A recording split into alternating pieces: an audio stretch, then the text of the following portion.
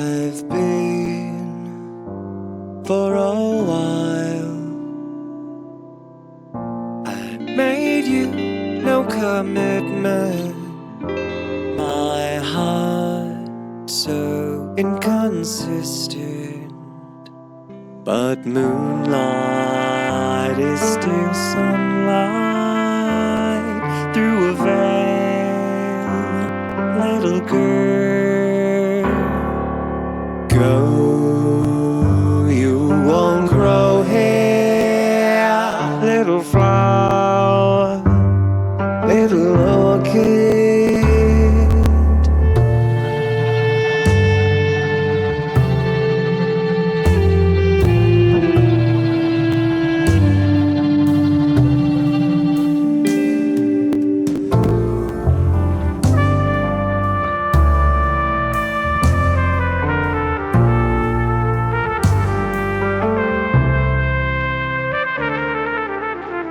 Offered no real foundation.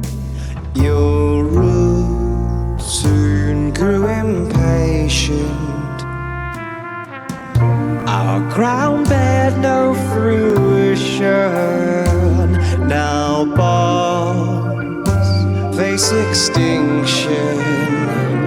How you've won and I'm lost. You will write about it all.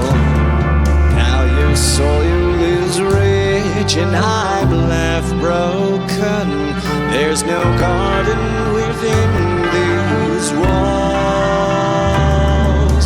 No garden grows within these walls.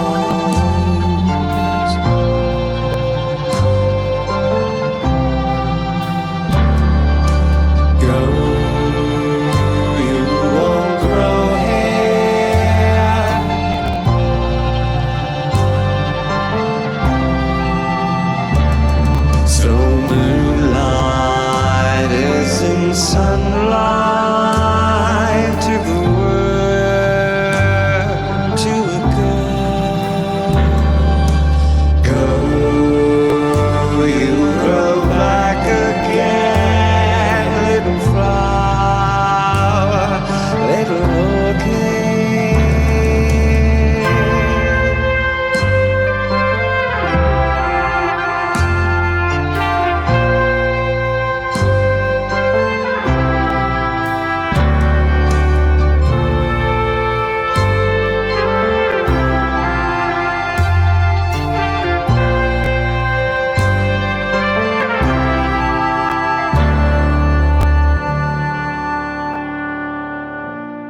I'm still in denial. I'll be for a while. I made you no commitment. My heart so inconsistent.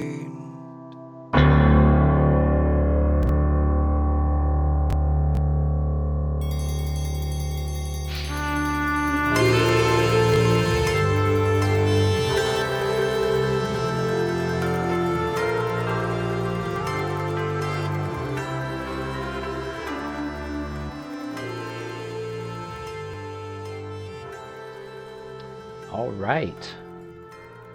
That was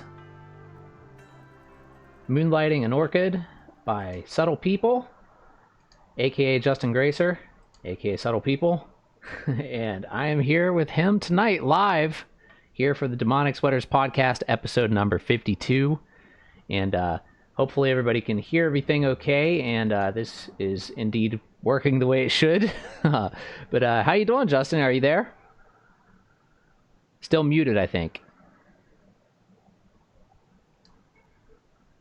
I'm here. There you are. Yeah, now I hear you. Hey, right. How you doing, man? I'm doing well, thanks. How are you? Good. Thanks for coming on the podcast. Thanks for having me. Yeah, man. We've been trying to make this happen for a while, so I'm glad it finally did. Yeah. So, just so people watching have an idea of who you are, I'll give a quick introduction, and then you can fill in any gaps there or jump in anytime you like. So, first off, well, I met Justin a long time ago in like a really long time ago in Miami, Florida, in like 1997 or 98, somewhere around there, 99. That sounds right. Yeah, probably more like 98, I think. Yeah. And he used to play in a band called Machete, which were an amazing band from South Florida, Miami. Well, actually, you guys are technically still around, which is really cool. Been playing fairly like annually these days, right? Oh, annually might be generous. But we did play a couple shows this last year, and we are committed to putting out that recording that we did way back when onto some vinyl. So we're working together, and we've got some goals and committed to making some music happen. So you guys are going to release the original LP on vinyl? Yes, that'll be that. I guess it's called The Dungeon Studios when we recorded it there. So it'll be that recording of the Machete songs that Jeremy did with us. What's The Dungeon? I thought it was Tapeworm. It was Tapeworm, and then it was The Dungeon, okay. and I honestly can't remember which we were calling it at that time. Well, I'd never heard The Dungeon, like, so I think, well, I don't know. I mean, I didn't really know Jeremy, but yeah, that's awesome though. That's really cool that it's being released on vinyl. I'll definitely want to pick that up because that is a great album. It's really good. Thank you. I remember after like it came out, you know, and like I'd moved and everything, like, and was in West Virginia, and still continued to listen to it and shared it to several friends, and everybody really enjoyed it, like that I showed it to. Like, it's really cool. So it was a moment in time. Definitely a cool little collection of songs that were written at a special time and kind of live on. So yeah, definitely. You guys were like, let's see, did I get it? Oh, never mind. That was a comment on another video. Well, let's start back there and let's talk about a little bit of the history, like your musical history and how even that band came about. And like, you know, you guys were all really young at that stage, right? When you first started playing. Those impressionable years. So that was, I guess we had just gotten into 10th grade, maybe the summer of 10th grade. And those are some, you know, experimental times, times for exploring and opening up new horizons. So yeah, we were just trying to figure out what sounded good to us. And I think that's really ends up being a really fertile place for young songwriters. That's where we were. Who started the band? Was that you or was that?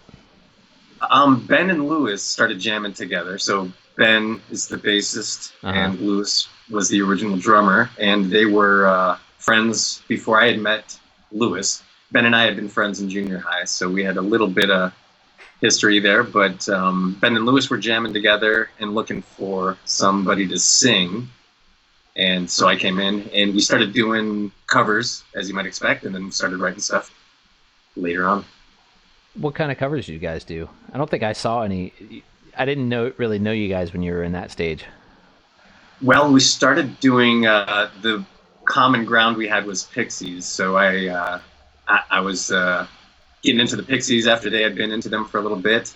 So we started there, did some Frank Black songs. We did some Breeders songs and that little 4AD spot there. So we had fun there. 90s indie. 90s indie. Yeah. Well, you had an original sound though. Like, I mean, there was not a whole, like, I remember when I had seen Machete and like, because at that time when I first moved to Miami, like I came from West Virginia and like I was big into the band Polvo, and I remember telling you, you know, I was like, man, you guys remind me of Polvo, but you'd never even heard them. And I was like, you know, it was, but even that, you weren't exactly like them, but it was just this angular, you know, guitar work and like all these like, you know, weird time changes and stuff that were much more off the wall than things like maybe the Pixies did that a little bit, but not so much, you know, in some way, but it was different, you know, it wasn't quite as angular and not as experimental, I guess, in some ways. But that was always really cool. I mean, you guys definitely had your own, I don't know, just a unique sound that really, even still to this day, sounds really unique. Cool. I appreciate that. And you weren't the only person who had told us that we had some Polvo.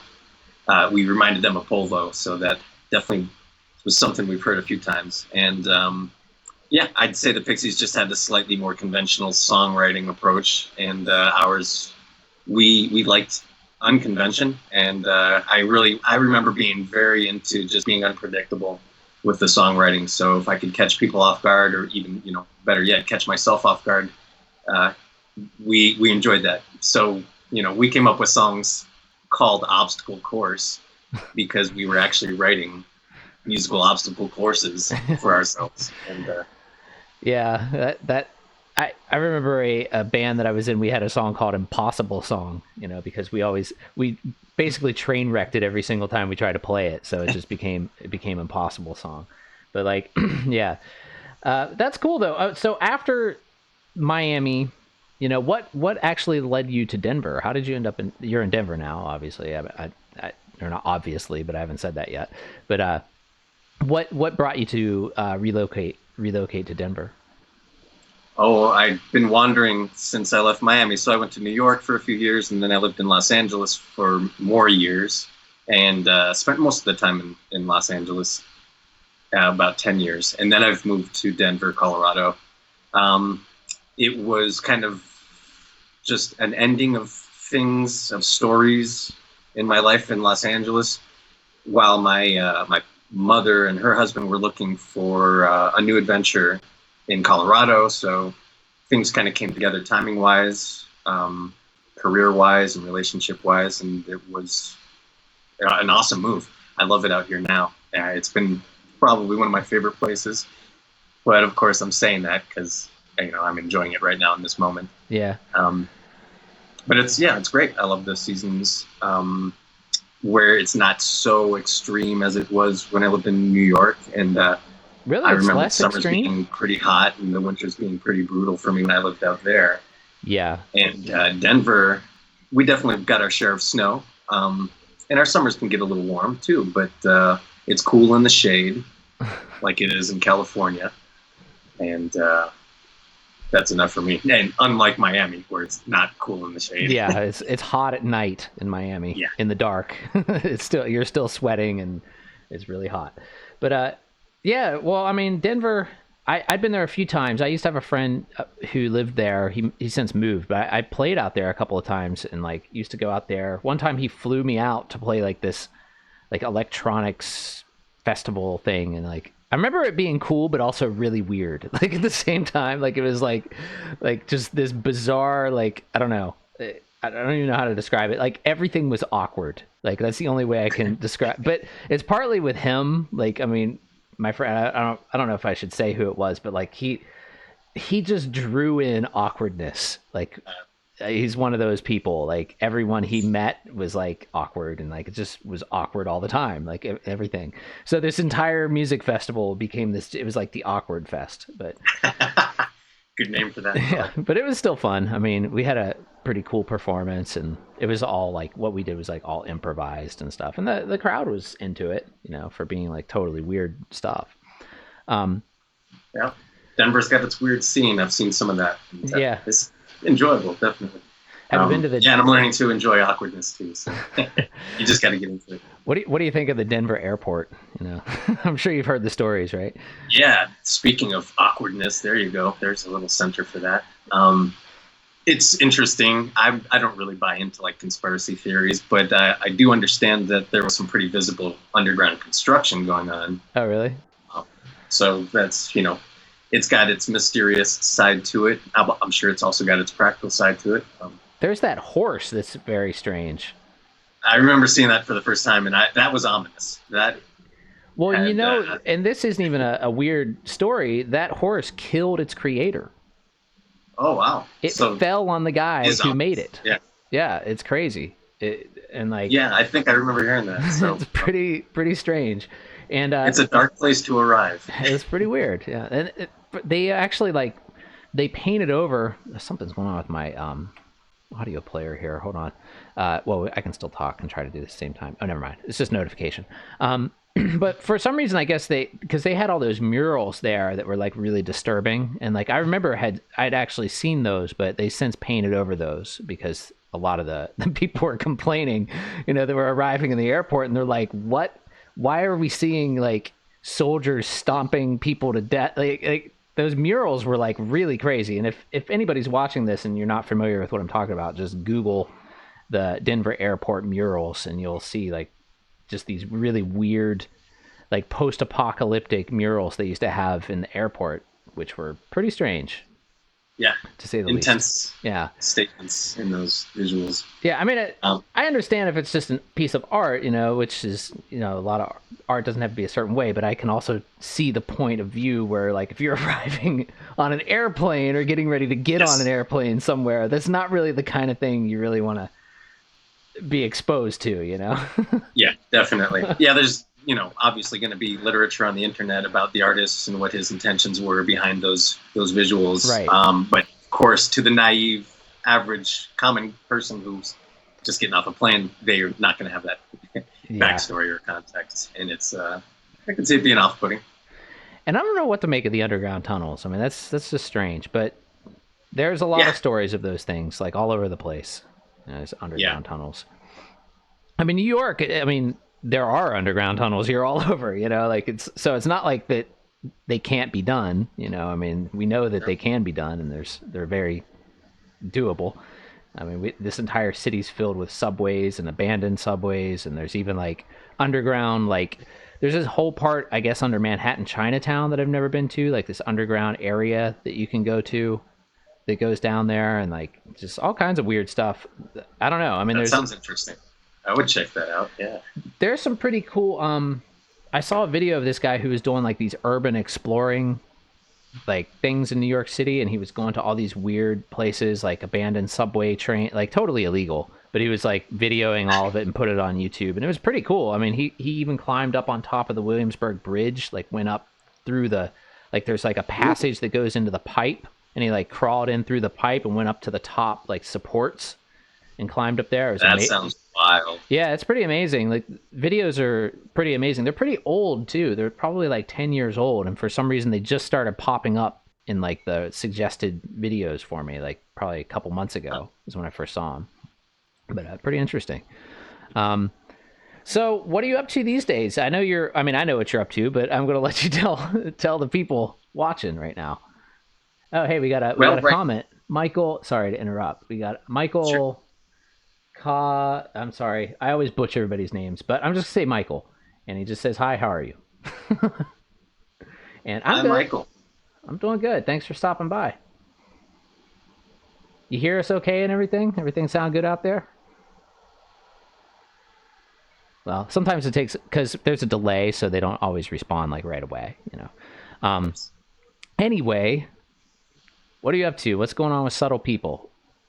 Oh, yeah. So I'm very focused right now on wrapping up the process of getting this last album of mine, In Quiet Contempt, pressed onto vinyl too. And in that process, I've ended up diving back into the mixing. And of course, just diving back into the mixing wasn't enough. So I've gone back and retaken some of the takes. And in that process, during that time, I've inherited new instruments and come across new resources for recording. And so this album's getting a facelift to some extent. And I'd like to frame that in the way that if you had previously purchased this digital album on the Bandcamp channel that I've got, I would suggest that you can consider yourself one of the lucky recipients of an early demo version of the record, and you get to keep that. And I will be sure to send you a copy of the vinyl once it's pressed to anyone who's already purchased the digital version of the album. And then you'll have both. So you'll have what were the demos, and to describe it a little bit more, the demos are very MIDI heavy, so there's a lot more synthesized instruments going on. Mm-hmm. The vinyl album, the finished version of that, will have almost all of the MIDI and synthesizers eliminated and be all real instruments being played by hand. Oh, very nice. So I'm really excited about that, for both the reason that it's going to be a brand new version of this album, which is going to be a lot more alive, I think. Yeah. And then it's going to be pressed on vinyl, which is a new exciting thing for me these days. I just got into vinyl craze this last year. Mm-hmm. And so in so much that I want to get some more pressed. So that's what I'm up to. So in the process of basically re-recording all the songs, so I'm sure there's like a bit of a learning curve there when you're having to basically replay everything you played programmed, and then you're going to have to actually play it. Yes, absolutely. Especially on instruments I've never played in my life before, like the upright bass. So yeah, I've never this has turned into a really awesome personal challenge. I ended up renting a marimba, and that was a brand new instrument for me as well. So that had a learning curve to it, to your point. And then the congas now are my new craze. So I've got those set up, and I'm replacing all of the MIDI congas with actual hand-played congas, and I've never done any of that before. But it's all been just, the most enjoyable challenge you could imagine for an artist to take on. And I feel like a kid again in my home studio. It's great. What kind of? Well, okay. Let me take this one question at a time. So the upright bass. Now, I know I've never actually even attempted to play an upright bass, but I did just get a fretless bass, and I know that's really challenging. It's just a fretless electric. So an upright bass, I would imagine, is even harder than that because it's huge for one, and then I know the action is always super high on those things. Correct. So and I mean, did you even play actual bass on it, or were all the bass lines programmed originally? Originally, they were all programmed. They were MIDI, and I was using a pretty decent sounding synthesized upright bass sound from my DAW. And while that worked, as soon as I got this actual one in my hands, I heard the difference of what that sounds like coming through a microphone versus what you get out of even some of the better MIDI sounding stuff. And I was convinced that I had to figure it out, how to play that stuff. Yeah, I mean, there's something to be said just for human feel, too. I've done stuff where I've recorded, I've programmed, even if I'm playing electronic instruments, if I play them rather than program, a MIDI part, yes, it comes across more human for sure, which I think is good. I mean, there's a place for programming for sure, and I love it. I do it a lot, but there's definitely something like where I listen to something like the album, that I did Minnesota, where I played everything live on it, compared to one of the Demonic Sweaters releases where it's like everything's programmed, right. on some of the older ones, especially. There's like it's just a totally different listening experience when you listen to something that's like all programmed in electronically, and I mean, it's a different experience making it too. You can do entirely on a laptop, whereas the other one you have to set up mics and you have to move cables around and do all this manual physical stuff. Yeah and it is a lot of fun. And you need a space for it too. There's all kinds of factors: the microphones, the space, the proximity. And I was going to say, to add on to that, it seems to for me anyhow, I'm exploring how you play that out depending on what you're writing. So for this album, it's been what I described as intentional jazz. And to me, that should be played in my head, and with my opinions and beliefs and prejudices, that jazz should be played with real hands on real instruments. And I think I was right this time, listening to what the results were. The real playing of real instruments is telling the story on this album better than the grid-like programming stuff. Yeah. Whereas I've got, as you're aware, plenty of dance music. And when I write dance music that's intended to be dance floor oriented and to an audience on a dance floor, I want that to be as predictable as possible. Yeah. Without any flaws, any of those natural flaws that I think make jazz great. I want those out of the dance music. And I want it's, sterile and predictable for the dancer. Well, I think with jazz, we like that human touch. With club music, for sure, it almost seems like electronic drums are more effective than... I would say the only time where acoustic drums have almost compared, to electronic programming for dance would be disco. But a lot of times, you know, the disco, you know, producers and stuff, they would even, a lot of times they'd overdub each individual drum, you know, so it was kind of like they were like already doing the precursor to programming, like even back in those early like disco days, you know, because they could get really clean drum, like that really clean bass drum sound, you know, and just that thump, you know, to really make people want to move, you know. And I think that's very predictably. like It brings my head right into like, you know, 24-hour party people. Yeah.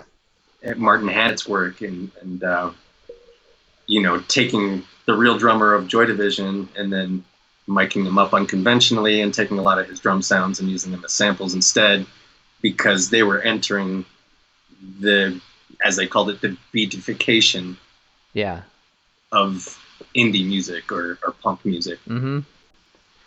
So yeah, that's where my head goes with that. Good stuff. So you've got the congas back there, I see. How's that? Yes. I know. I mean, I actually don't have a set of congas anymore, but I used to play them in Busch Gardens, and cool. And they, man, those things demolish your hands. Like they just, I mean, I had like bloody stumps, like basically for hands for like 2 years when I was in that show.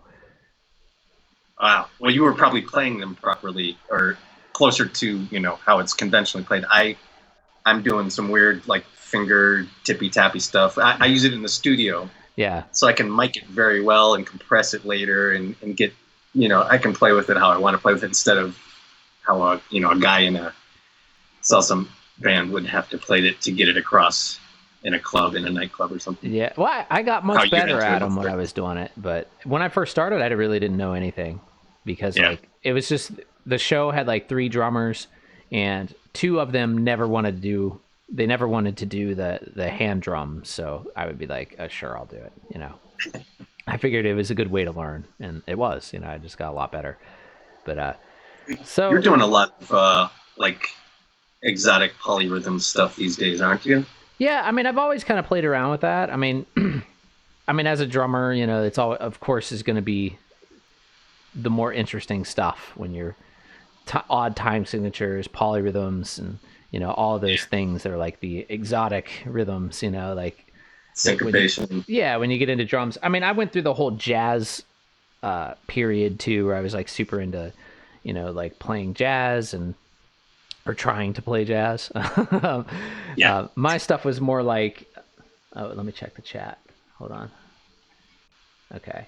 My stuff was more like, I mean, I guess I did play a little bit of kind of, you know, real, like, quote unquote jazz at one point when I was in, like, around the Sarasota area with playing with some really good musicians around there. One of them, in fact, lives here now, Jeremy Powell, and he's a saxophone player, and he's really, really talented. And he plays, like, real, legit jazz, like, sax, and he plays, like, with, like, Grammy Award winners and stuff. Like, he's really, really good.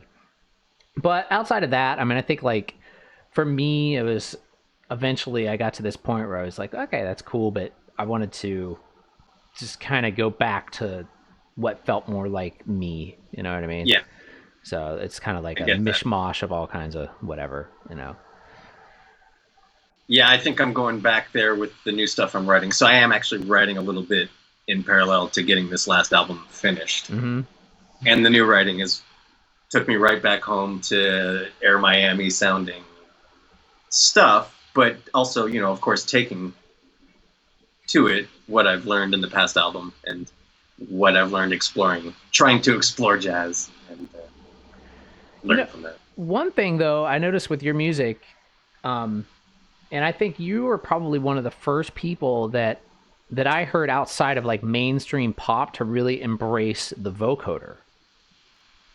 Yeah, I got into that a little bit, definitely. I mean, even early on, like way before you were using it like way before, like, I mean, I know like there were like, you know, Cher and like whoever else was like, right, you know, in the early days, like, you know, auto-tune, not vocoder, auto-tune, that's what I meant to say.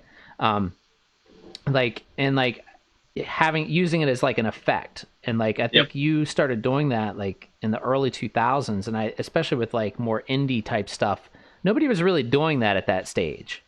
You know, it seemed like much more of a pop thing to do. And then like, but now that's kind of become a really like big part of the Subtle People sound. with a lot of the stuff that you release has that kind of auto-tuned vocal sound, like affected sound on it. Yes. What first brought you into that? That's I'm actually glad you asked, because I've been challenged on that, as you might imagine, by some of my audience, and of course tried to explain my way through it, as it being very intentional. And I know I don't need it, so it's an effect. It's being used as an effect for the sake of an effect, and I really still didn't convince that person that I was trying to get this. They simply asked, "Why are you using auto-tune on your album?" And they were coming from the perspective of someone who appreciates more lo-fi stuff and the flawed characteristic stuff that just comes out of artists who are in their bedroom being just kind of loose about it. And so I did start using it around 2003. It was after Cher, but long before T-Pain. Yeah. And I still think it's at its place, like in my dance music. So if I want something that's nice and pure and reliable to dance to and listen to, and you won't ever have to worry about the singer being out of key because you just want to dance, kind of thing. I think that's got its practical purposes there and applications, so I use it for that stuff. And what's also interesting is that when I started doing it in 2003, it was much more of a vocoder. That could be argued. What I was doing in 2003 was I was singing into a microphone and then playing the notes with a MIDI controller. Oh, okay. You end up singing one note the entire song. Yeah. But then controlling the pitch of it with a pitch shifter. Yeah, I mean, that's exactly like the vocoder. Yeah. And then later on down the road, my DAW offered the features of an actual auto-tune like you hear in modern stuff today in T-Pain's library. And so I started using that just to get that same effect, but without having to play it. So what was the one that you had to play? What do you remember? What that was? What software that was?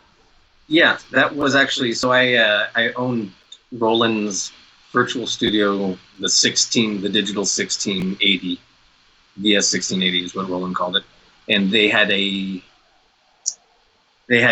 inboard effects into that unit. And one of those effects was a pitch shifter. And because it had MIDI in and out, I was able to connect the keyboard to it and control that, set the control to the keyboard. Oh, interesting. So it wasn't even really an auto-tune. It was not at that stage. Huh. But it really kind of sounded like one, though. I remember that stuff. That's interesting. It worked as an effect. I didn't realize that you were recording on an external, digital. It was like a digital 16 track or something like that. Yeah, one of those standalone. Yeah. Big daddies, Yeah. Yeah, I think I had and it was much past the time when people were using them. Somebody gave me one of those. It was like a BR8. It was something similar, but it was a smaller 8-channel Boss one. But I did actually some of the early Demonic Sweater stuff on that just to do it. It was like I didn't have to, but I just had it. Yeah. And I was like, it recorded on a zip disk, and I was like, that's cool. This was like 2012. I love how much you explore technology just for the sake of seeing what it would be like to write stuff and record stuff on this thing. I love all your Linux tutorials. Oh, thanks, man. Yeah, that's really cool stuff. I've always been into that, just using something weird, yep. It's just like what I trying to break it. Yeah, or just to see what it'll do, or see what I can do with it, or it's partly the challenge of figuring it out. And also just the fun of messing with this thing, I remember when I first got into using computers for recording, because I actually resisted computers, for a lot, because you and I are 90s, musicians originally, and and so we had 4 tracks and all that kind of crap, and I resisted for a long time, and I did everything on a 4-track, and then I even got. When I went back to West Virginia, I got a reel-to-reel 8-track with a board, and had all this crap. And it was it cost a ton of money, and it was really hard to maintain. And I was trying to do like a little studio in my house, and I was actually, starting to record some bands. I did a few demos of some people, and the way it was set up is that in the attic I had the machine and the board and everything, and then I ran a bunch of cables down the stairs into these multiple rooms of the house. And my roommates were cool and they didn't care, because we had a lot of space there, and and they were all musicians too. But like, I was recording a band. They were like a bluegrass band, and they were all sitting in a circle, to play and like do this stuff. And I set the tape to rewind on the reel-to-reel, and then ran downstairs to move a microphone because one of the guys was too loud or something like that. And then when I went back upstairs, the tape was spinning, and it was the unit itself was like on fire. Like there was like, and like I was like, holy shit. And so I had to throw like a blanket on it and put it out, and like that was the end of that. So I was like, damn, like, and I'd only had it working for probably about like 6 months or 7 months or something like that. And so at that point, I didn't know what I was going to do. And like, basically my dad had this computer he was throwing out, and I was like, I guess it's time, like that was like 2001, I think, around there, maybe, yeah, probably 2001. And finally I was like, okay, I have to learn how to do this on a computer, because people are starting to do that, and like, and then I remember my boss at the time I was working, he had this old Amiga computer too, and he let me borrow that, and that was where I first started to like program music and stuff, was on that. And even though that was a super old computer, and that was like from the 80s, but so that's why I got into like doing. And then ever since then, it was like having that old computer, and then like the one my dad, it was like two different eras. And one I was doing like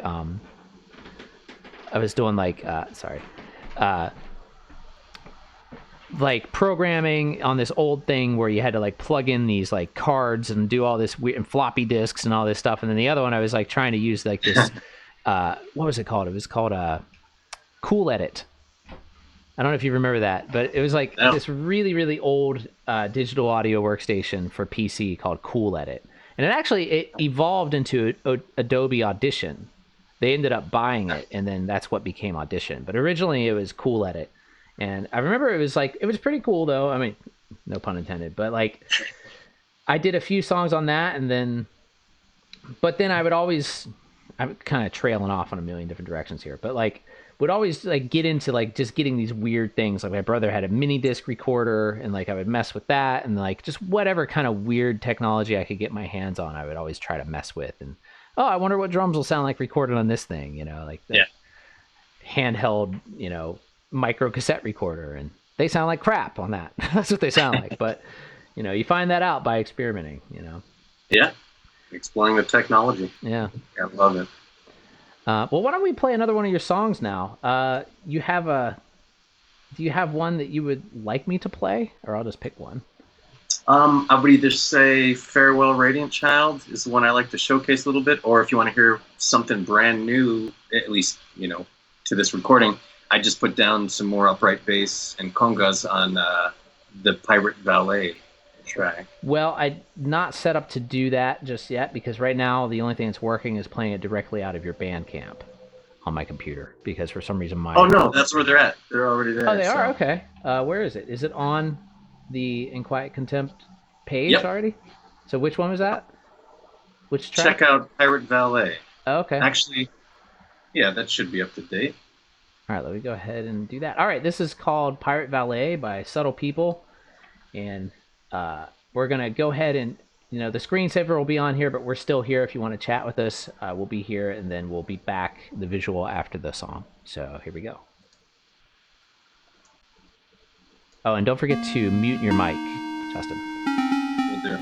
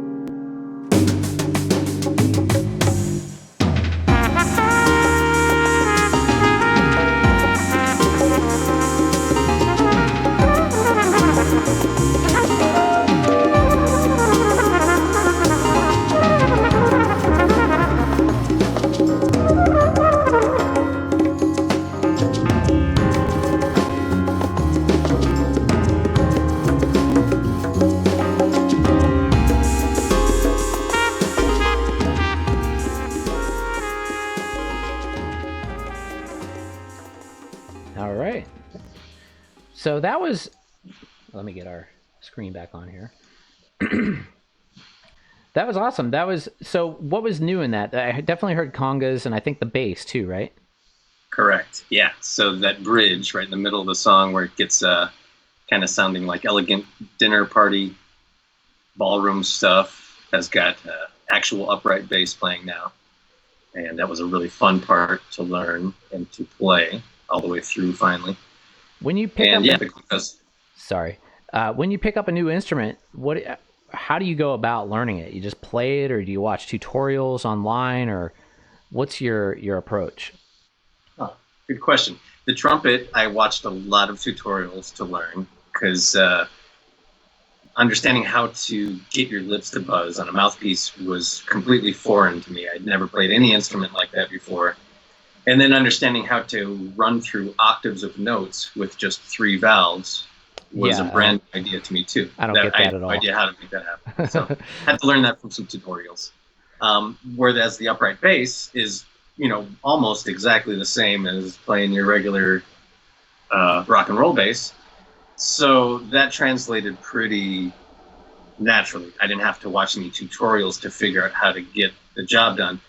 That doesn't mean I didn't have to put in a hell of a lot of practice to get some accuracy. Yeah. And to get, the ability to actually pluck those big strings, and the action on that neck, like you said, is very high. So developing new calluses and tolerance to being able to put pressure on those strings was a learning curve. Congas, I could probably benefit from some tutorials, but haven't taken the time and get by beating them like a monkey anyway. So for now. Yeah, like congas definitely are. There's a technique, and the more you do it, the better you get. And also, like, it depends on like the actual drum itself. Like some of them, from what I've experienced playing them, some of them have like, especially the newer ones, like the more inexpensive ones, they come with a like a water buffalo skin, which sounds kind of odd. Like it doesn't really sound like your typical conga sound. Like they have a more like resonant and more sustain than like the old, like the conga that you're familiar with hearing a lot on like salsa and recordings and stuff like that are calfskin or cow skin, I think. Yeah, I'm pretty sure. And so they have a thicker hide and they have a lot shorter of a sustain, So Yep. it's just different. Like I remember I had the first set I got was really nice, but I had the water buffalo skins on them. And every time I recorded them, they just didn't sound right. I was like, why do they sound so weird? And then like I ended up getting a set of old ones, like really old ones from this dude's attic. And like they had this really, really old skin on them. And it just sounded so much more like I was accustomed to hearing, Cool. But like, I mean, those sounded pretty, I think yours, I can see them behind you. They look like they might be calfskin, but I can't totally tell from the video. But the water buffalo is a little bit more transparent.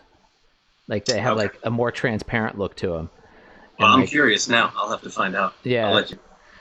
And then like I also know even those, if you play them a lot and like your skin, like your hand oil and stuff starts seeping into them, then they start to sound better. It's like this whole thing where like the years and years that you play them, the better they sound. It's I don't know. It's an interesting. I mean, the guys that get really good at those things, like they have like all these techniques and stuff that they know. And like I played with this guy Manny, who is from Puerto Rico, who taught me a lot on him for a while. But yeah, I mean, like learning new stuff. I mean, you seem like you always are trying to get a new instrument to add in there. Like, I mean, trumpet, a trumpet is a hard instrument. I mean, I know I picked one up a few times. I haven't really tried to like really do it, but what made you want to like, is it just the challenge, or you just like the sound, or both? Like, is that what draws you to doing stuff like that? Well, the thirst for challenge, and yeah, you're right. You'll notice that, I started as a musician on guitar and got into comfort zone with that. And so what pushes me to check out a new instrument is just getting out of that comfort zone. I think my writing gets a little predictable after I've learned an instrument well enough, and that's what pushes me to pick up what's next. But how I decide what's next, or why I decided trumpet, for example, was next, was just because I liked what I was hearing in other musicians' records that I was really into at the time. And I said, I'd really like some trumpet in my stuff too. And I started doing it with the MIDI and the synthesizer stuff, and it sounded good enough. But then I started listening to some jazz trumpet players, and you just can't fake that with a keyboard. You can't fake it. So, and I had the desire to express myself that way. I'm not sure where that comes from. That might be a good question to kind of throw out there, and maybe just kind of leave hanging and park it, and we can talk about it in another show or something. Where does that come from?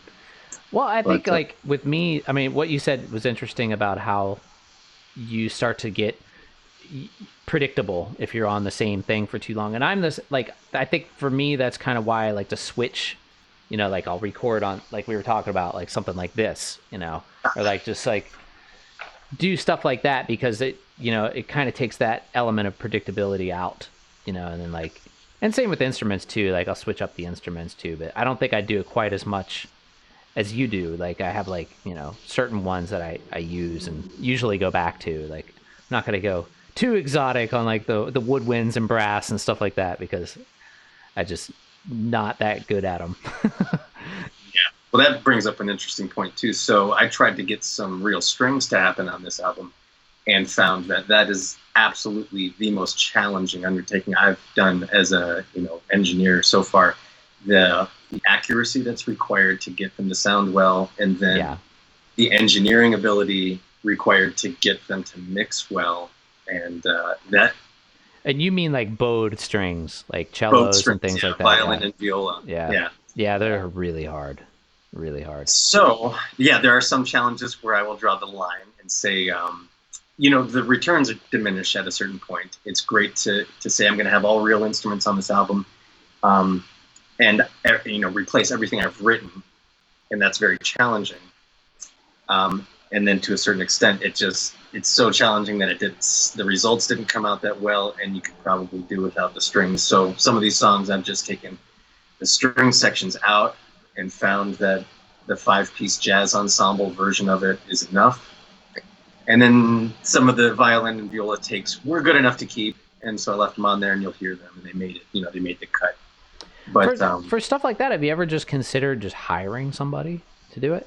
Yes, and I got a little bit of help this time too. I had a violinist come by and put down some of those violin tracks, and even then, the violins are just so delicate that it takes such a fine touch to get them to sound good on a finished recording. Yeah. There's one track that I did with Ronan where he hired like a string quartet to come in, and it came out beautiful, but he had to pay quite a bit of money to get them to come in and like because they were like, these people were like real pros that he got on there. And like, and it wasn't even like he sent them something on the internet, and he had them come into the studio and paid for the whole thing. And it came out really, really good. But like, yeah, it's like, I know there's things, I've seen videos on YouTube where people, you know, show like, you know, they'll go on Fiverr and they'll like hire a bunch of people. Have you watched any of these videos? Like, no, I haven't. Yeah, like a guy will like write a song, and then he'll go on Fiverr. You know what Fiverr is?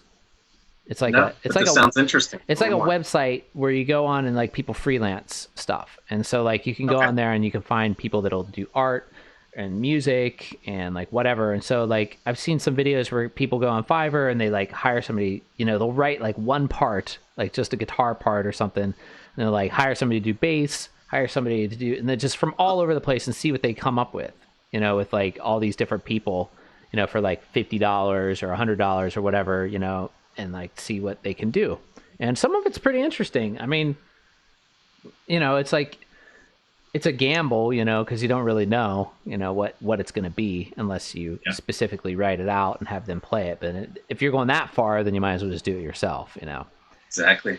And that's what happened with this album. So I had the same idea, and Denver has a decent network of, you know, ready to source musicians out here that are decent. They're professional level players, and I had an upright bassist ready to come in and learn the parts, and I had, you know, printed the music out in you know, tables and everything, and had I had a pianist in mind, and I sent him all the charts too, and these guys just didn't pick up on the bait, as quick as I wanted to move. And that was at the point where I was just like, I can do this myself, just like you put it, and might as well. Yeah. If you can do it yourself, you might as well. So it turned into an album where my hands are on every instrument, and that's cool. I am definitely still curious about what it might sound like if I had some actual jazz musicians playing the parts I wrote. I'd love to see. Maybe Fiverr's got some of that answer for me. Maybe I'll check that out. Yeah, check. I think it's hard to find people these days. I think the internet, in a way, has made it easy to collaborate at a distance and harder to collaborate in person. Yeah. Because people are so wrapped up in it, then they do a lot less actual, like, physical social interaction with each other than they used to. But since they're so wrapped up in it, you can find people to collaborate that way fairly easily. But it's a totally different thing. Like, I don't really like collaborating online that much. Like, I mean, I've done it, and I like it with certain people, but for me, it's like I'd rather have that energy, when you're in person and playing. Like, there's something that happens when you are with the people, and if the vibe is there, you pick up, like, I will play differently than I would on my own, like, for sure. Yeah. And, like, I'll definitely, like, they'll bring stuff out of me. And I remember even when I was a kid and, like, first learning how to play the drums, and I went from band to band and played in all these different bands. And I remember even thinking and realizing this then, like, every single band that I went to, I got, like, that much better at playing. Yeah. Because, like, there was, like, you're absorbing all this stuff from these people, and, like, and you get all these different rhythms and different takes and stuff. And, like, I don't know. I mean, I'm not, like, hating on online collaboration as much as it sounds like I am, but I feel like that maybe people today, like, they miss a lot of this in-person stuff, where I feel like they're missing out, especially, like, the younger generation. Like, maybe they're not. I don't know. Maybe they're doing it more than I think they are, and, like, I'm just, like, old and, like, not getting out enough. But, like, which is totally possible, Yeah. Maybe true. Maybe a great thing for anybody listening to comment on. And then I totally get you on that too. I think maybe it's not right or wrong or better or worse. It's just a different connectivity level. Mm-hmm. I totally agree with you that I think you get a vibration and a chemistry to happen when you're in person in the same room. You can develop a mood in that room that can only be done together in that collaborative effort that way. And then when it's done online, you get a different experience and a different set of results. And so it's not necessarily right or wrong or better or worse in that way, but it's a different connectivity, and you can't create the mood together in the room. Yeah. When you're collaborating online with somebody. So if there are kids out there and that's the only way they're collaborating and haven't explored the in-person, in the same room collaboration music thing, I think they'd be missing out. And maybe vice versa.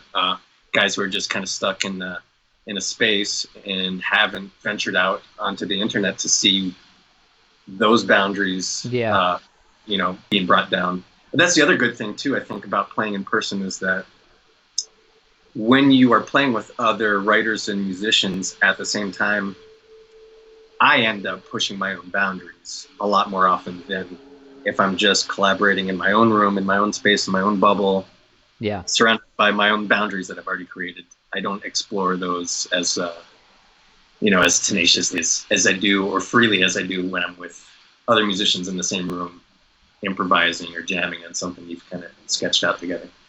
Yeah, or I even find that if people, like, want, even if they have something specific they want me to play, because a lot of times they would think of something that I would never think of, and then, like, I would be like, oh yeah, okay, I'm like totally, like, it's even as a drummer, like, I'll do that a lot. Like, I'll come up with stuff, or I'll play stuff that other people came up with. Like, I'm not one of those people that's like, oh no, I have to come up with my own part. I'm like, sure, that'll work. Like, what do you want?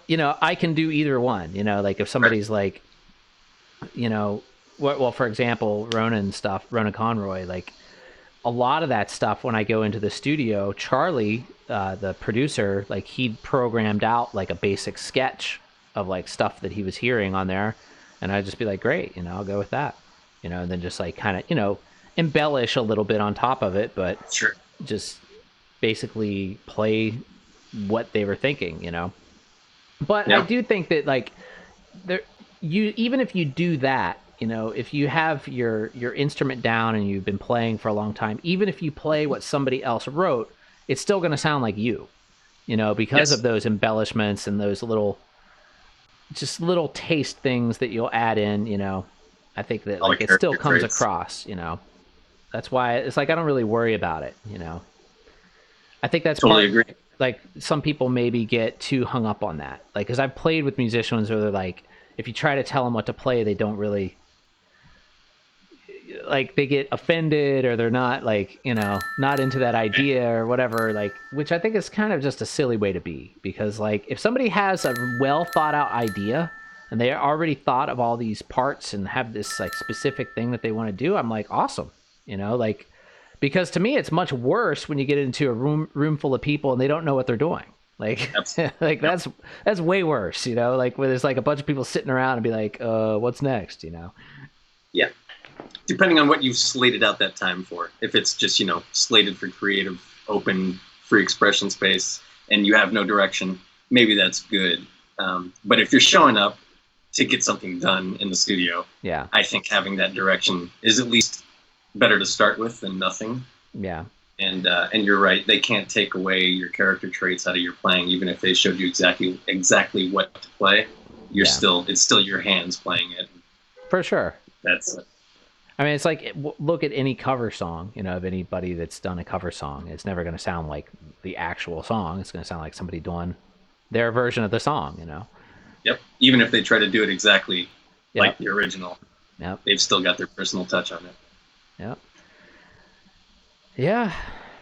So what else you got going on? What are you doing these days outside of music? What are you into? I've been into motorcycling for maybe a decade now, and I like to ride my motorcycle in the mountains out here. There's definitely some scenic rides. Wow. I'm more into the speed than the scenery, so I just it's another place I just try to push my boundaries a little bit more every ride and get a little faster and get the bike leaned over a little more in the turn. Really enjoying that. Haven't lost any limbs or That's good. myself yet. So Yeah, I was going to say that sounds dangerous, but it definitely comes with its share of risks, and those are physical risks. So, but yeah, I enjoy that in my spare time. Outside of music, that's really it, I suppose. I've got a 9-to-5 job, but that's not really much to talk about. It's software engineering, and it's in the cable industry, so it's still broadcast media. Mm-hmm. I still like to think I'm involved in something that aligns with my inner purposes, because I get to get creative content out to viewers and audiences. Yeah. By using that technology there. That's what I'm up to outside. So the motorcycle thing, I think the last motorcycle I rode, I was probably like 14, and it was like a dirt bike. And honestly, I'm pretty afraid of them. Yeah. What got you into that? Is it like an adrenaline rush thing that you're into, or like, it's got to be, right? So yeah, definitely. There's the increased heart rate and increased breathing and the occasional involuntary vocalization. What got me into it was just having some inexpensive transportation, which motorcycles are not inexpensive transportation after all. You end up maybe getting a little break on your insurance, but they guzzle as much gas as cars do for the most part. And really? yeah, and I ended up going for exotic sport motorcycles that are just performance vehicles, and you pay for that stuff. So as it evolved from a ride to work into a cool ride through the mountains, and then this precision machinery and technology and this physical world to explore accuracy in, I just fell in love with all of those thrills. Turning a motorcycle, at least these sport motorcycles, you have to climb. You're literally climbing on the motorcycle. You're lying on top of it, and it's a physiological phenomenon that really is an experience like nothing else. So that being said, I love horizontal speed, and I'm definitely afraid of heights. So I can't ever bring myself to skydive or bungee jump, and I really don't go out of my way to climb up anything too high and look down. It's interesting to me. Well, I would never skydive either. I don't know. That just doesn't sound fun to me. But I mean, I can see speed being fun, like for sure. Like, I mean, I know I've gone pretty fast in a car before, and like you definitely get a thrill from it. My cousin used to have I think he still got it. He had a '69 Camaro that his dad was like he was like one of those hot rod guys, you know. And for his 16th birthday, my cousin, he bought him this. Well, he fixed up this '69 Camaro with like racing stripes and like, I mean, super hot rod muscle car. And like, it was crazy, you know. Like, I remember like when I was a kid, like getting in that thing with him and him just like peeling out, you know, and like throwing it into gear. We'd be like just like blast down the road. And like, it's a lot of fun.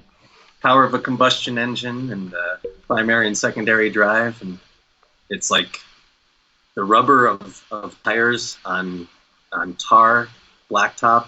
It's all really fun stuff to me. I love it.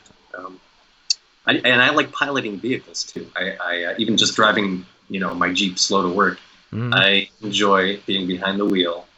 Yeah, and having my foot on the gas and the controls, and I think that's fun. Yeah, when traffic doesn't suck. Yeah, for sure. I mean, I ride a bicycle. I mean, that's fun for me. That's a vehicle. That's piloting. Love that stuff. But driving is. I mean, I think you're from. Were you born in Florida, or did you move there when you were young? I was born in Michigan. Yeah, I moved to Florida when I was young.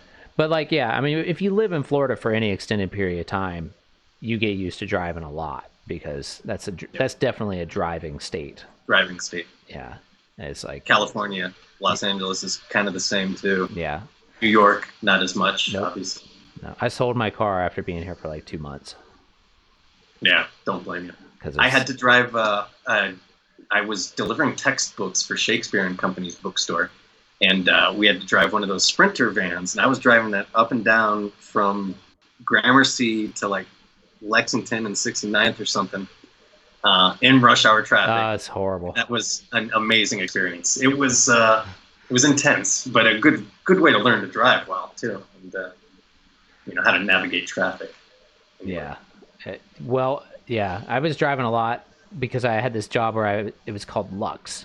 And I don't know if you heard about that, but they were like this company where it was like a basically we parked rich people's cars, like awesome, but it was like a valet, but not they didn't have to be going anywhere specific. It was like they had an app, you know, and then like they would call us and we would come pick up their car, like basically handoff, you know, they just hand it off in the middle of the street, and then we take it off to a parking garage. The company folded, but like.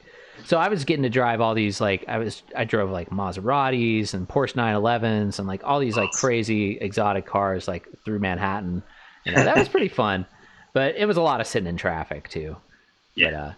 But I think the most terrifying experience for that was the 911 Turbo. And the reason why it was terrifying was because it was, well, one, it was pouring raining. Like when I got the call, like it was like just torrential downpour, and the guy, he basically, I mean, it was literally, like I said, just a handoff. He stopped in the middle of the street, in the middle of traffic, and then like just walked out, handed me the keys, and walked off. Like said nothing. And so like I get in the car, and like I'd never driven one of those before, and I sit down, and first off, when I sit down in the car itself, it feels like I'm laying on the pavement. It's like how low that thing was to the ground. Like I'm looking up and there's like Toyota Corollas look like they're towering over me. like it was like so low, and I'm like, oh my God. And I can barely see out. The back window looks like it's like this big, and like you can barely see out of it. And and then I have the keys in my hand, and there's cars all around me, and they're honking at me because it stopped there. And I look, and I don't see a place to put the key in. And I'm like, what the hell? Like, what do I do? Like, and so like, there's no hole. I'm like, where do I put it?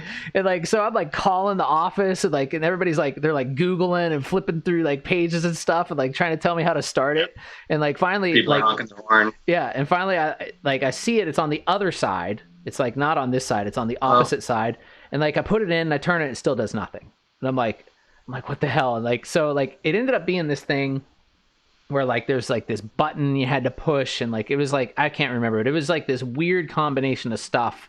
And like I eventually got it started, but then when I was driving, I mean, luckily nothing happened, but I was terrified driving that car. And that like, sounds like a tense moment. Yeah, and there was so much stress because everybody was freaking out all around me, and it's like, oh, and the front windshield's all fogged up from like from like the rain and like the heat being on and all this stuff. It was just like, and breathing heavy. Yeah, it was crazy. But I drove a few Teslas, or a lot of Teslas actually, and those are a great car. I mean, they are like cool. They are, for one, they're comfortable and easy to drive, and like they handle like. I mean, they are like it's crazy. Like if you've never driven one, have not. The only way to describe it's like you think go and it goes, because like it's not like when you step on the gas of a regular car where it's like you know, you feel it like and it like gradually goes up to the speed where it's going. You step on the gas of a Tesla, it instantly goes to the speed that, like, it's crazy. Like, I mean, they take off so insanely fast and they make no sound whatsoever when they do it. It's like this silent, like, it just feels like you just get pulled by an electromagnet to where you're going. Like, it's like a crazy experience, but they're pretty neat. I mean, the interiors of them are not as luxurious as you'd think, except for the gigantic, like, console, like, screen that's there. Right. But compared to like a Mercedes or something like that, those have a much more like luxurious inside, you know, with like leather and all this like plush like stuff like that. But Teslas are all about like the technology, and like other than that, the insides are they're relatively simple in a way, but it's kind of nice, you know. Right. The minimal approach, minimal and intelligent approach. Yeah. But yeah, very cool car. A lot of fun to drive. And I think like the Maserati I drove, I wasn't impressed with. Not too much. Okay. Yeah, it's good that you get to experience all these different cars when you do that job. And like some of them you're like, wow, this is really nice. Other ones you're like, this costs $150,000. Like, why? You know, like. That does sound like a cool job. Yeah. Or at least interesting to an extent there.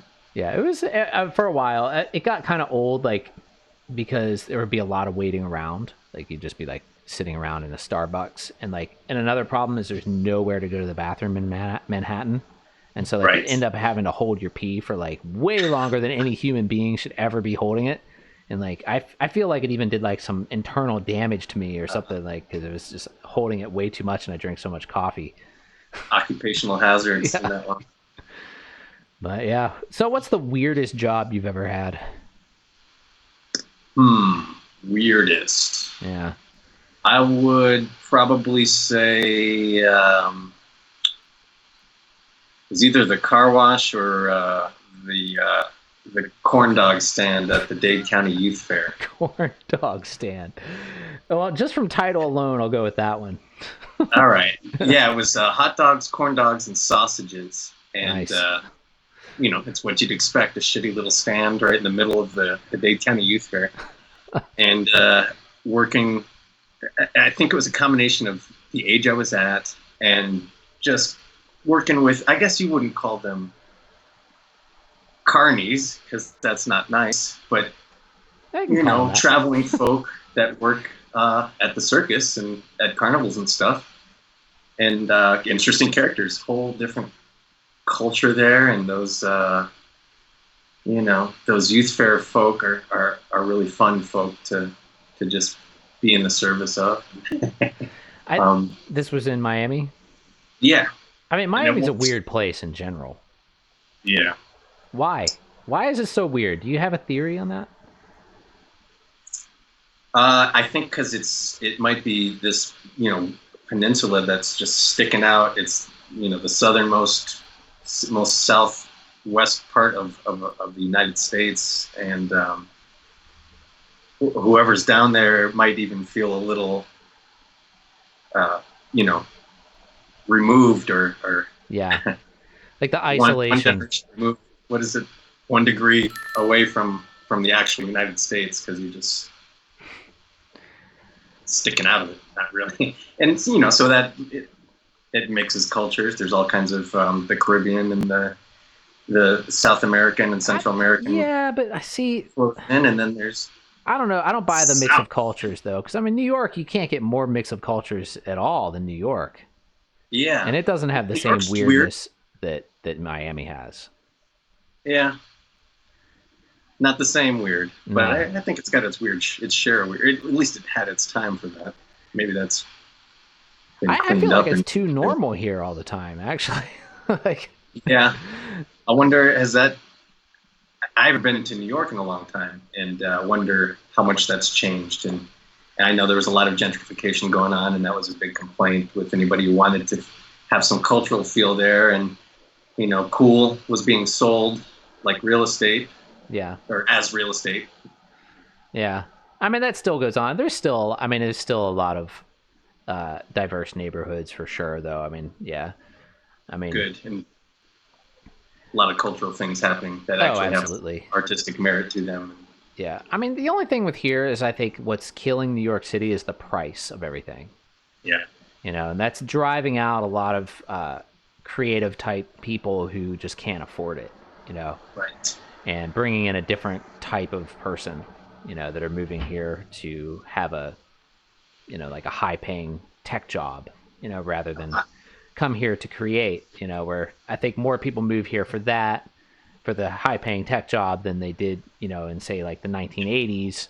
They were coming here to be an artist or like a, you know, musician or something like that. I don't know if that really happens the way it used to, even though that's why I came here, but I don't know. Yeah, fair point, definitely. But I think also that like, you don't have to move anywhere now to be an artist or a musician. I mean, that is the one thing with the internet, and by far nothing has proved that more than YouTube. I mean, you have people on YouTube that are, you know, living in, you know, their a basement in, you know, the middle of, I don't know, what's a good example, some small town in Kansas or something, and like they'll have like 1 million subscribers. You know, just never know, you know. Yep. Like people in very remote places that, you know, couldn't reach audiences across the world there. Yeah, absolutely. Get popular there. Yeah, it's crazy. I mean, there's like, you ever watch LGR? He's like this. No. He's like this vintage computer guy, like, and he's like, I think he's in South Carolina or North Carolina, something like that, and like just a little small town, but he's got like, you know, 1 million+ subscribers, and just talks about using old computers and stuff like that, you know. Like it's really just a weird, cool thing that like just this random kind of obscure niche can become this hugely popular, successful thing, you know. Like whereas I think like before there's people would be going, like I said, like or like to New York City, or they go to LA to try to be an actor or an actress, which I'm sure a lot of people still do. But again, I don't even think you need to do that. Like you could just start your own YouTube channel and, you know, act there, you know, and just do it however you want to do it, and then people will find it. Yeah, produce a film with your iPhone. Yep. Well, you know, what's his face? Steven Soderbergh. Last 2 films he's done have been shot all on iPhone. That's why I bring that up. Yeah, that's crazy. These are those times now. Yeah, that's pretty crazy stuff. Like, I don't know. I just think that's why, like, you just have to get out there and do it. Like, a lot of times people, I think they get stuck and, like, they'll be, like, afraid to, you know, like, oh, I don't have good enough equipment, or my content's not that great. What do I even talk about? It's like, just do it, you know? You learn as you go, you know? And then, like, people, I mean, this channel, I've learned a lot just by doing stuff. You know, I tried a lot of different things, and some of them, you know, 2 people watch, and another one 175,000 people watch. You know, it's just like, it's weird, you know, like it's always the least expected things too, or not always, but sometimes it tends to be. No, I agree with you there. In the beginning it was like that, like for sure. Like the first video I ever uploaded that got a lot of views was this one I did when I released that album in 1986. It's like an ambient album. And I did a thing about the Casio CZ3000 synth, you know, and like that was like I didn't really intentionally, I just liked it. You know, I thought it was a cool synth, and I just it was like a 3-minute long video of like a little sample, and it was really shitty, you know, like it's just not that good. Like, and like, there's Little like, effort. yeah, there's like bad punctuation in the typing on the screen and everything. And like, that was the first one that like, that was the one that gave me the idea, like maybe I could, you know, actually do YouTube, you know, because I saw like, I was like, why did 100,000 people watch this? You know, I was like, what was it? You know, and then like, I don't know. Just doing it. Yeah. I mean, some people. Yeah, good for you. I like how you're doing it. You're doing a lot, and that's super impressive to see all the time. I'm classically terrible at socializing my work, even before the internet. Mm-hmm. So that's just my thing. And I'm trying to come out of my shell a little bit more. So I'm going to be looking to you for some cues. Good. You should, man. You should. And coming here is the great first step. Yes, thank you again for having me. Yeah. This is an awesome first step, so I appreciate that. And this will be posted out on iTunes, or not iTunes, I forget what they call it, Apple Podcasts and all of that as well. It'll get distributed everywhere. So, Super cool. But yeah, I mean, don't stop. That's the thing. You just have to keep it up, because you know, my advice too is like pick one, like, because another problem people get is they try to do everything, like as far as social media, you know, like no human being without a team of people working for them can possibly do everything. Like, it's just too much. There's way too much stuff out there. Like, I used to have Instagram, Facebook, Twitter, YouTube, like all the stuff, and like I deleted everything else except for YouTube. I have Instagram, but I don't use that as like a way to like, it's just whatever, you know. I'm not like really trying that much with it. It's just my friends and family and stuff on there. But really my focus is just YouTube, and that's it. You know, like if you try to, and like I think it's actually the best. I mean, for a musician, I think it's the best, because you have like long form video. Yeah, long form video, or like you can, it's very well rounded. You can educate, you can share, you can upload creative content, you can do a lot of different things. You know, do a lot of different things that kind of connect you to people that become interested in what you're doing, which is really nice, you know. And plus, you know, it kind of, as far as all the streaming stuff, it tends to monetize a little bit more than a lot of those other ones do as well. So that makes sense. Yeah. Which is nice. It's an added bonus. Yeah, and live video streaming with, you know, live chat on the side is an awesome interactive approach to things. So, yeah, too bad we don't have too many people tonight on here. I think when I do the streams at night, it seems like there's a lot less people. I think what happens for me is I get a lot of overseas live chatters. And so if I'm doing it at night, it's like the day there, or like the morning, or wherever they are, you know. Like, timing is everything. Yeah, so like if I do it in like the middle of the afternoon, I tend to get most of my chat interaction. But the last one like was a fluke. I don't know what happened with that. I think YouTube must have like shot it out there and like gave it a little zap or something, because suddenly it was like 314 people out of nowhere, and like I have no idea why. Like, but then they all went away. Like as soon as I started talking about like my ex drug addiction or something like that, it was like it went down to like 8 like or something like that. It was funny. But that's something I'm going to get into in a podcast here pretty soon. At some point, is going through all of that stuff. But you know, another thing too, you know, we're not getting any younger, you know, so like it's like if we want to do stuff and create and get it out there, it's like we got to do it, you know. And I think that goes for everybody, even the young people, you know. Yeah. Every day you're getting older. Yes. I agree. And I never stopped working. I stopped sharing sometimes. So you know, there are young audiences listening. Don't be like me there. Keep sharing and find your channel to share it on. I doubt if you're a true artist, you will ever stop working, because real artists, you just don't stop creating. That's what you do. But yeah, I struggle with sharing, and I imagine there's other folks out there too. So figure that out. I should probably be doing a little more YouTube stuff. Maybe I'll get into that this year. See what can be done. Yeah, it's like for me, I mean, the sharing part of it is like what made that easy for me is I just stopped really.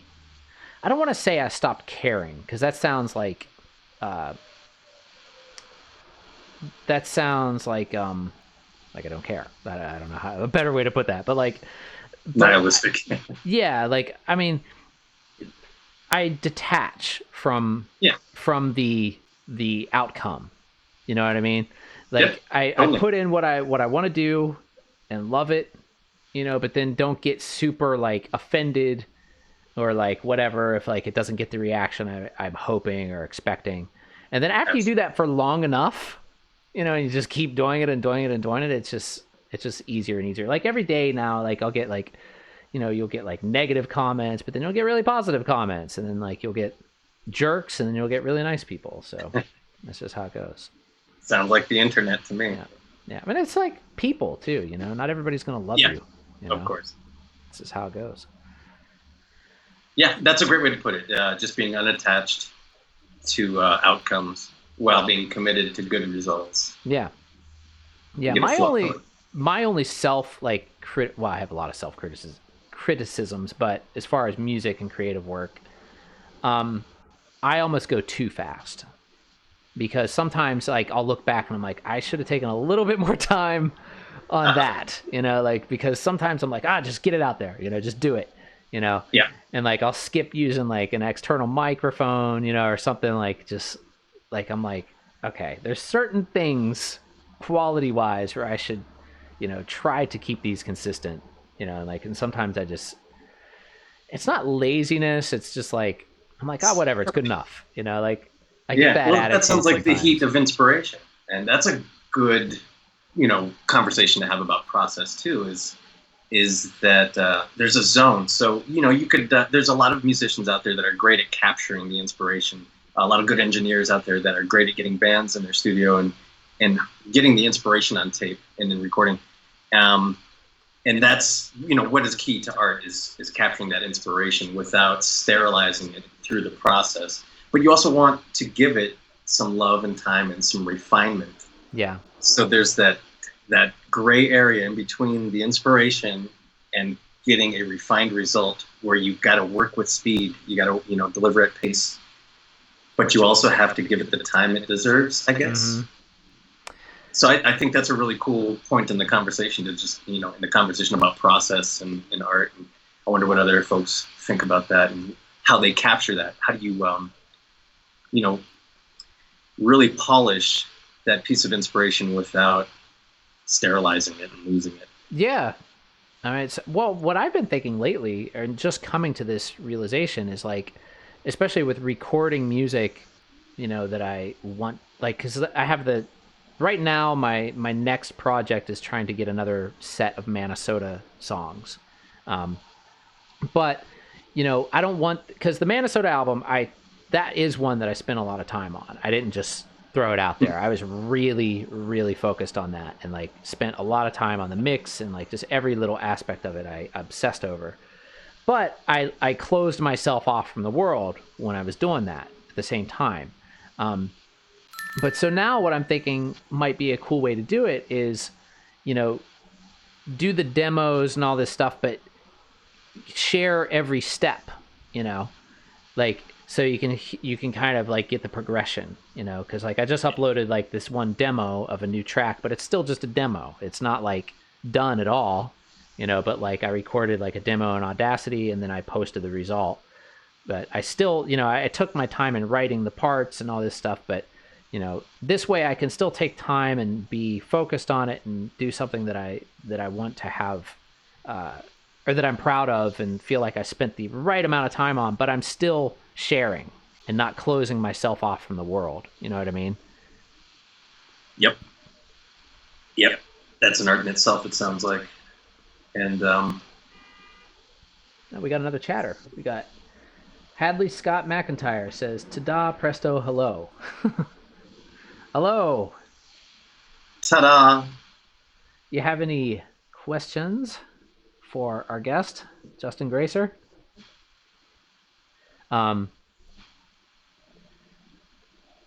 What else? Shoot, I lost my train of thought.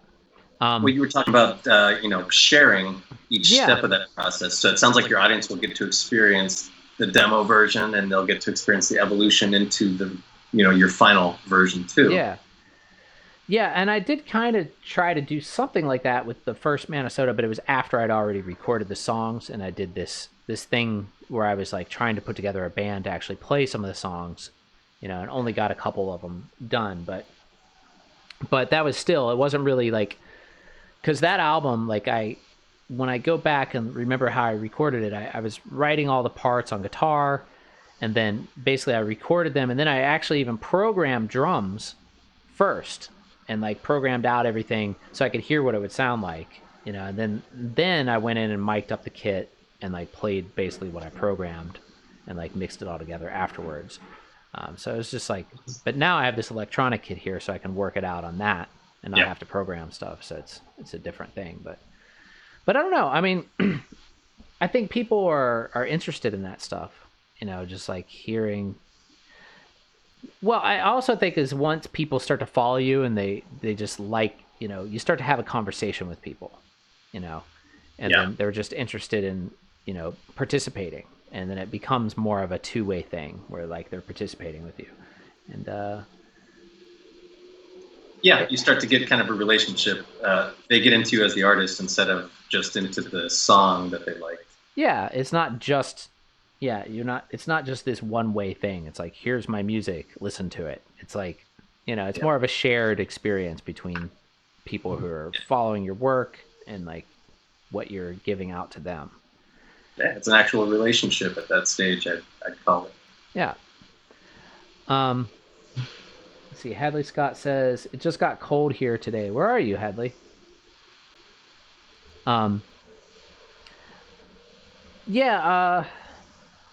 Music is one of these things that's, I think you and I, how old were you when you started playing?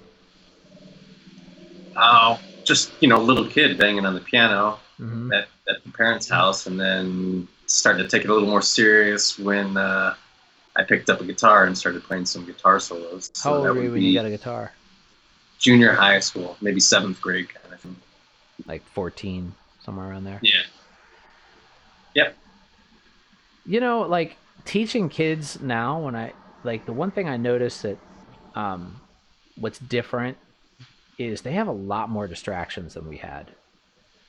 So like when I see a young musician who's really focused on their instrument and really dedicated, I'm super impressed, because it is not easy. Like, I mean, some of my students, and it's not even all their fault. I mean, part of it's the parents' fault too. Like, I'll see kids that have been drugged from, some sport to taekwondo to drum lessons to saxophone lessons to, like everything back to back. And they have like no moment to spare on anything. Right. And then in between all that, you have all this technology and cell phones and, Apple Watches and video games and computers and all this stuff, like all going on around them all the time. Like for me, I had a drum set, and that was it. Like spent hours. That's what I did. Yeah. Like, so it wasn't I mean, I would go outside and ride my bike and stuff, but it wasn't like I had all these other, I didn't even really play video games. I mean, I had like I had some, but I was never that into them. Like, usually I would have video games and my friends would come over and play them. That was kind of like mostly of what the video games were for me. But I would play a little bit with them, but I was never that good at them. So they just didn't really distract me that much. Good for you. I don't know. Better toys, better games with music. We've got, okay. A couple more chats here. Shreveport, LA. That's Louisiana, right? Louisiana. Yeah. Wow, it got cold there? I thought it was always pretty warm out there. And started playing, what is that, 9? Oh. I'm not sure I understand that. What's the 9 for? Hope it's not 9 degrees in Louisiana. That'd be definitely some climate change going on there. Oh, so she was probably answering your question about how old were you when you started playing music. She may have been 9, or Hadley may have been 9. And then got their first electric guitar at 14, it looks like. I see. I see. Very cool. Yeah, rock out. Now we're starting to get, well, we got a couple more people in the chat now. How long you want to keep this going? Oh, I don't know. Maybe I had to run out and get some dinner at this point. What time do you usually like to set it Whenever it's feeling. I still need to eat myself, but I don't know. Let's talk about a little bit of entertainment, and then we can go. Have you seen Joker yet? I did, yeah. Went and saw it opening weekend. Yeah, what'd you think? It was excellent. It's the first movie out of Hollywood in a long time that didn't feel like it was insulting my intelligence or force-feeding me political agendas necessarily. Really liked it. Joaquin was really great performer. Yeah, he was. I'd like to see it again and see what it looks like a second time around. But yeah, first time through, it was just nothing but entertainment. I was convinced. And good story. Everything was cool. Yeah, and I thought the cinematography was amazing too. What's that? Cinematography was really amazing as well. Yeah. We got another hi from Orazdo. Sorry, I am the worst at reading screen names, but but hi. Thanks for coming in the chat. Yeah, I agree. I thought it was really, really good. I enjoyed it quite a bit. When it first started, I will admit that maybe the first 15, 20 minutes, I was starting to be like, is this going to suck?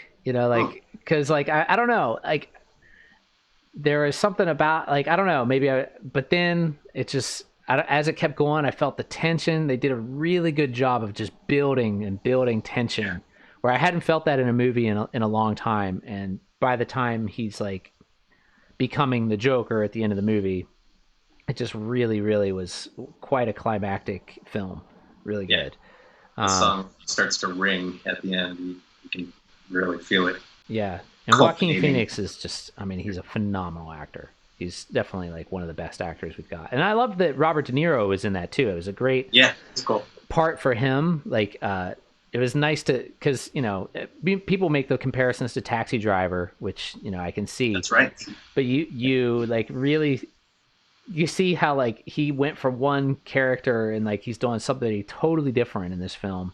And it's just a testament to his acting as well. He's a great actor, which that brings me to, I want to see The Irishman, which is that Netflix film, Scorsese Netflix film that's coming out.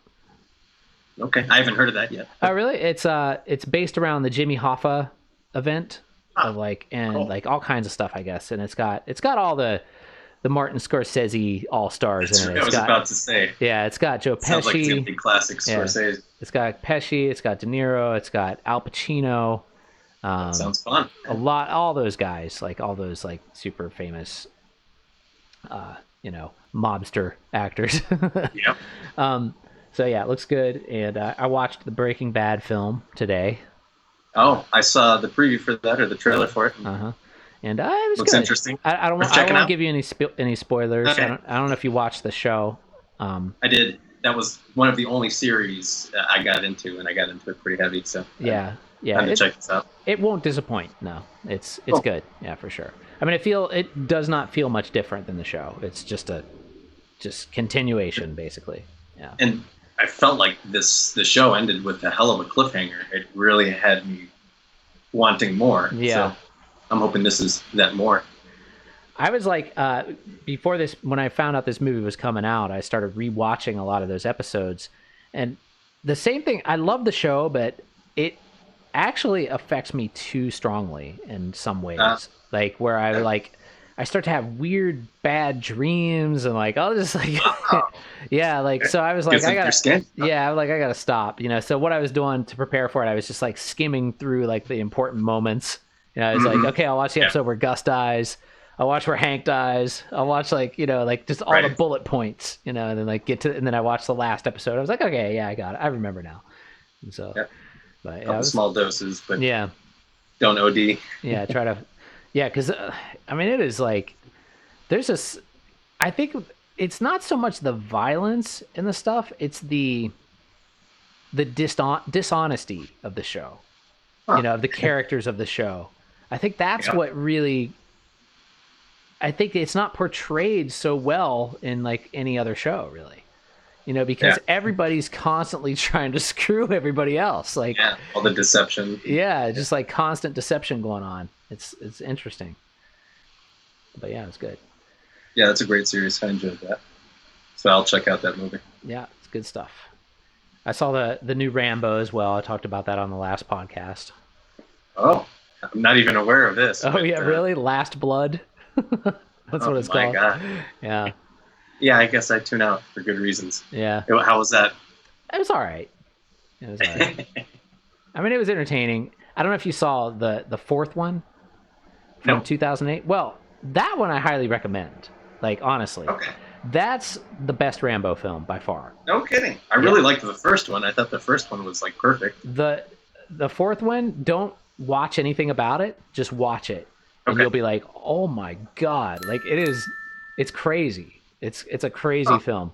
And I will. Yeah. I will check that out. Check it out. But the fifth one I was expecting to be like that. And it had like similarities, but it wasn't as good. Like the fourth one is like by far the best one, I think. But yeah. All right, well, we can wrap it up on that note. And if you guys want to check out, well, you definitely should check out Justin's work. And we got two Justins here tonight. Justin Gracer. And he does music under the name Subtle People, and it's just subtlepeople.bandcamp.com.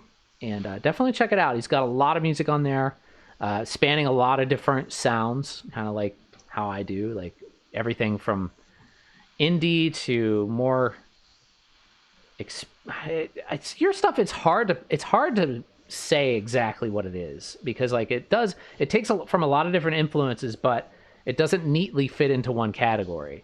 Which is cool. Like, I like that a lot. That's what makes it so good. But, like, any good 2018 movies? That's in the chat.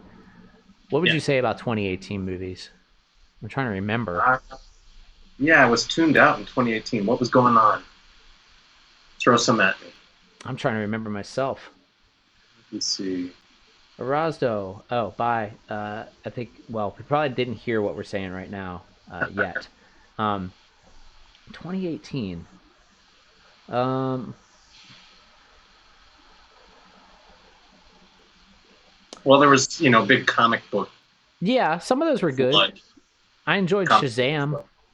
Shazam, I enjoyed. Shazam. And I enjoyed Aquaman quite a bit as well. Okay. Endgame, I wasn't. I mean, it was okay, but compared to there's so many of those Marvel films. I didn't like Endgame as much as some of the other ones. Guardians of the Galaxy ones, I think, are my favorite as far as those. Oh yeah, Crazy Rich Asians. That's a good one. That was good. What else? I can't remember. I can't remember what came out in 2018. Yeah, all the Hunger Game franchise movies I didn't see any of. I think that was like years ago, man. Hunger Game. Really? I think that's probably like 20. That's probably like 2014. Like you're like. Hollywood turned me off really bad. I just said I'm not going back for a long time. Yeah. It may have been 2014. I go fairly often. I try to keep up with them. But I think TV shows have more creativity going on a lot of times than movies, series and stuff. I agree. There's a lot of output coming through those channels. And there's like too many. You can't even watch all of them. There's so many. All right. Well, what do you think? Dinner time? Yeah, sounds good. I'm going for cheeseburgers. No, yeah, I made some chili. It's sitting there on the stove waiting for me. Sounds good. All right. Thank you very much for having me on this. I really appreciate you championing the cause for music that you do, and you're a hell of a steward. Oh, thank you, man. Well, come back anytime. Feel free to come on. It doesn't even have to be for a podcast. You could, whatever, submit something, and we could do something on YouTube or whatever you want to do. Just let me know. We will explore more. See what we come up with. All right, man. Well, good chatting. Good chatting with you. Good chatting with you too. And thanks to everybody who was listening. Appreciate that. Yeah, thanks, guys. All right. Well, have a good night. You too. Talk to you later. See you, Justin.